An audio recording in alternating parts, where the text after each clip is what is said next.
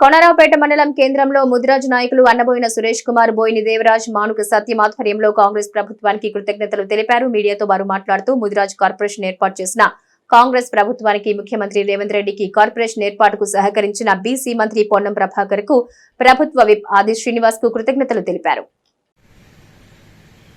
Mudiraj corporation ఏర్పాటు చేసినందుకు తెలంగాణ ప్రభుత్వానికి, శ్రీ రేవంత్ రెడ్డి గారికి, అలాగే మన బీసీ మంత్రి అయినటువంటి పొన్నం ప్రభాకర్ గారికి మరియు ప్రభుత్వ విప్ ఆది శ్రీనివాస్ గారికి మా కొనరావుపేట మండల ముదిరాజుల పక్షాన కృతజ్ఞతలు తెలుపుతూ ఈరోజు ఇక్కడ ప్రెస్ మీట్ ఏర్పాటు చేయడం జరిగింది. మా ఎన్నో రోజుల నుండి కార్పొరేషన్ ఏర్పాటు చేయాలని చెప్పి డిమాండ్ చేస్తూ ఉన్నాము.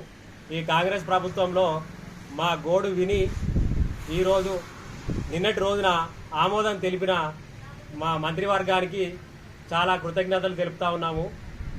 రాబోయే రోజులలో ముదిరాజులు ఆర్థికంగా, రాజకీయంగా ముందుండేలా చూడాలని చెప్పి ఈ ప్రభుత్వాన్ని కోరుతా ఉన్నాము.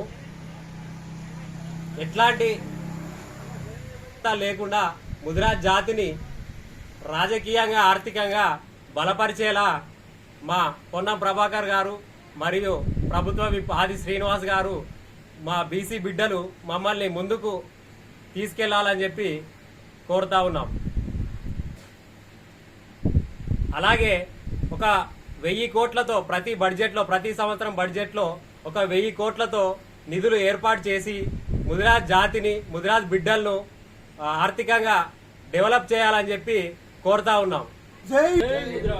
నిన్నటి రోజున తెలంగాణ కాంగ్రెస్ ప్రభుత్వం మా ముదిరాజుల కార్పొరేషన్ ఏర్పాటు చేసిన సందర్భంగా రాష్ట్ర ముఖ్యమంత్రి రేవంత్ రెడ్డి గారికి మరియు బీసీ మంత్రి పొన్నం ప్రభాకర్ గారికి మరియు వేములవాడ ఎమ్మెల్యే మరియు విప్ ఆది శ్రీనివాస్ గారికి కృతజ్ఞతలు తెలుపుతున్నాం.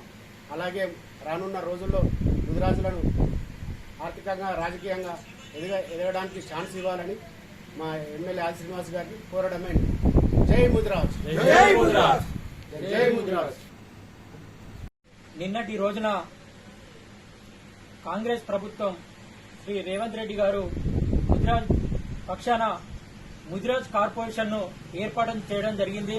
దీనికి యావత్ ముదిరాజులు అందరూ ప్రభుత్వానికి కృతజ్ఞతలు తెలుపుతూ, రానున్న రోజుల్లో ముదిరాజులు ఆర్థికంగా బలోపేతం కావడానికి కార్పొరేషన్ ఉపయోగపడుతుందని తెలియజేస్తూ, రానున్న నామినేట్ పదవుల్లో కూడా ముదిరాజులకు ఎక్కువ సంఖ్యలో నామినేటెడ్ పోస్టులు ఇవ్వాలని ఈ ముదిరాజ్ పక్షాన తెలియజేయడం జరుగుతూ ఉంది.